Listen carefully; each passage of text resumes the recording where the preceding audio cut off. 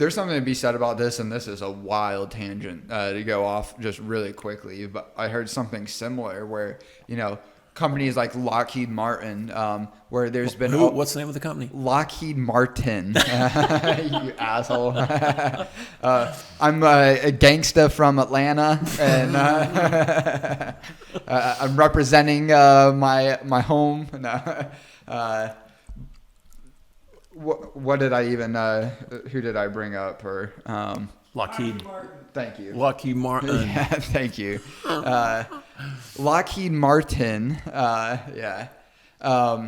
So there's claims where there's been congressional hearings and a lot of talk in the last couple of years about UFOs and what are they calling them? Non-human identifiable craft or something. I don't know. But there's this one physicist, electrical engineer that used to do a lot of work with the CIA and some other programs, apparently, back starting in the late 70s. And he was on Joe Rogan's podcast, a revered Stanford physicist and, again, electrical engineer, worked through a lot of different grants and, special programs through the Department of Defense. And he was saying a large reason why there's no public disclosure about like our interaction with extraterrestrial life or craft or signals or whatever the case may be is like he was claiming that the United States has recovered 10 crafts. And the reason why that we don't come out about this is because we give Lockheed Martin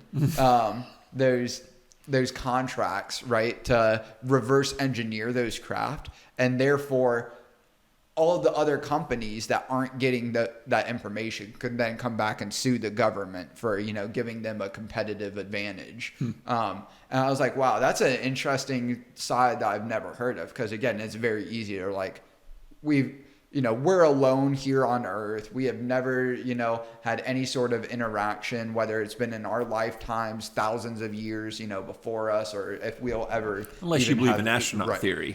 If you believe in ancient astronaut theory, that's a whole... Or, panspermia, that, our life arrived from somewhere else. It did not originate on Earth. That's like the scientific name that I've heard for that theory. And you know about astronaut theory, right? Oh, I thought, okay, maybe you were saying the same thing under another name. Ancient astronaut theory is that, just very quickly, because we could have a whole and watch Ancient Aliens, right? On the History Channel. That's one of my favorite. I loved it when it first started. They were more plausible. Well, they were more objective in that they provided both sides, and then it became totally, it's all positive about ancient astronaut theory, but.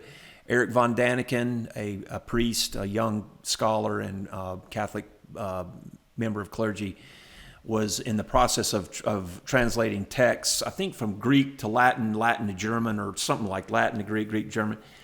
And he noticed that in Christian doctrine and other religions as well, so many times something descends from the heavens, it comes down. And he started thinking about it, and he wrote in the 70s a book called Chariots of the Gods. And he posed like 180 questions. Could it be that ancient man on this planet was visited by an extraterrestrial? Yep. They didn't know how to describe it other than a chariot. In their mind, it was a chariot coming down. Right. The earth. The Bible says the earth shook and there was fire and smoke, and people trembled with fear when something came down from the heavens.